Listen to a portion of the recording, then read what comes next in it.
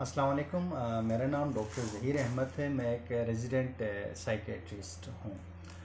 चूँकि आज मौसम ख़राब है और मैं ऑन कॉल ड्यूटी पे हूँ और पेशेंट का भी फ़्लो थोड़ा सा कम है, तो मैं एक डिस्कशन आपके साथ मैं रिकॉर्ड करना चाहता हूँ। आज मैं आपसे जो टॉपिक डिस्कस करने जा रहा हूँ वो है खुशी के 4 मेन हार्मोन्स। 4 हार्मोन ऐसे हैं जो आपके मूड को, जो आपके मिजाज को ठीक रखने में इनका बहुत ज़्यादा रोल है। वो 4 hormone number 1 endorphin, oxytocin, dopamine और सेरोटोनिन है। ये 4 हार्मोन्स हैं।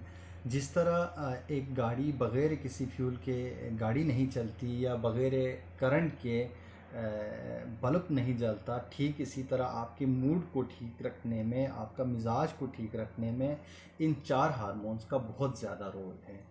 चूँकि हमारे साइकेट्री सेटअप में जो भी पेशेंट आते हैं उनमें सिग्निफिकेंटली इन हार्मोन्स में कमी या उनका लेवल बहुत बढ़ जाता है, तो हमारी जो मैक्सिमम अद्वियात है इन्हीं के इर्द गिर्द घूमती हैं।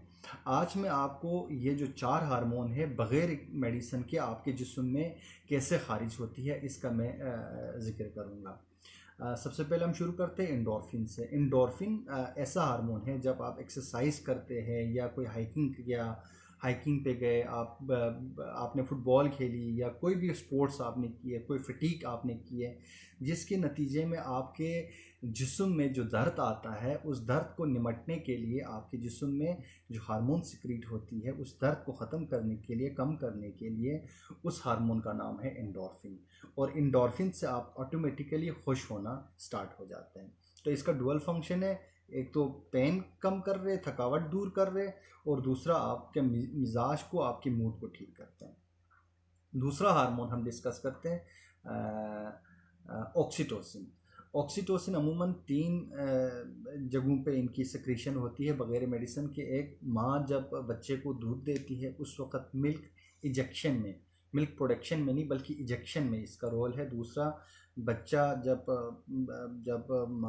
जब डिलीवरी में होती है और जब लेबर पेन हो रहा होता है, तो बच्चे को बाहर पुश करने के लिए, यानी डिलीवरी के दौरान इसका रोल है। तीसरा, हम जो खुशी को जो हम डिस्कस कर रहे हैं, तीसरा हम इसे कहते हैं लव हार्मोन। ऑक्सीटोसिन को हम लव हार्मोन कहते हैं, यानी ये फिज़िकल कांटेक्ट से इस हार्मोन की सिक्रीशन होना शुरू हो जाता है। जैसे आपने अपने किसी दोस्त को अच्छी तरीके से हाथ मिला लिया, या आपने अपने दोस्त को हक किया, गले से लगा लिया, या बच्चा रो रहा है तो आपने उसको किस किया, आपने बाहों में ले लिया, तो ऑटोमेटिकली फ़िज़िकल कांटेक्ट से उनके जिस्म में ऑक्सीटोसिन की सिक्रीशन होना शुरू हो जाते हैं।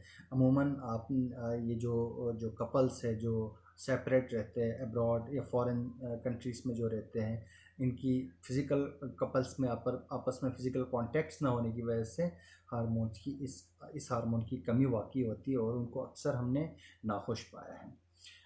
तीसरा जो इम्पोर्टेंट हार्मोन है वो है सेरोटोनिन।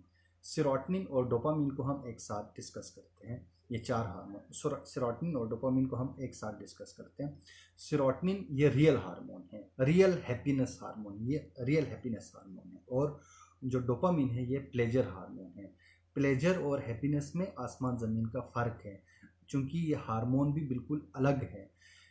हैप्पीनेस का जो लफ्ज़ी मतलब है वो है खुशी, इत्मीनान क़ल्ब यानी सुकून, और प्लेजर का जो मतलब है ऐश, अयाशी या ऐश व इशरत।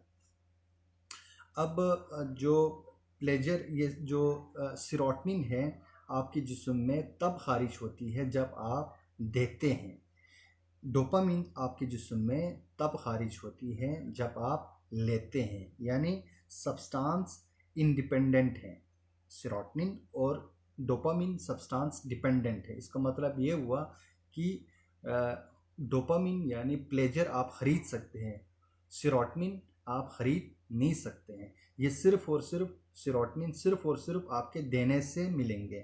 मसलन आपने किसी की हेल्प की है, आपने कोई रास्ता साफ़ किया, आपने किसी को ब्लड डोनेट किया, आपने चैरिटी इवेंट में हिस्सा ले लिए, या आपने कोई अच्छा नॉलेज शेयर कर लिए, या आपने अपना स्किल किसी को सिखा लिया, तो ये सिर्फ़ और सिर्फ देने से मिलते हैं।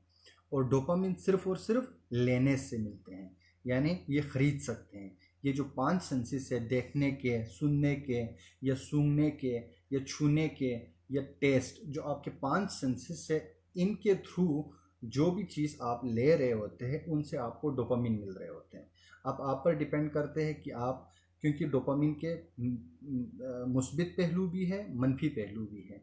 ये मुस्बित पहलू कब है? मसलन जब कोई बच्चा स्कूल जाता है और उसकी परफॉर्मेंस पे उनकी टीचर उनको कोई स्टार या कोई शाबाश या कोई एक्सलेंट लिख देते देने से उनको जब एक अप्रिसिएशन मिल गया, यानी ये डोपामिन सब्सटेंस डिपेंडेंट है, ये अप्रिसिएशन मिल गया, उससे अप्रिसिएशन से उनमें डोपामिन की सिक्रीशन होगी, उससे उनको प्लेजर मिलेगा और उस प्लेजर से उनको मोटिवेशन मिलेगा और उस मोटिवेशन से उनका बिहेवियर बनेगा।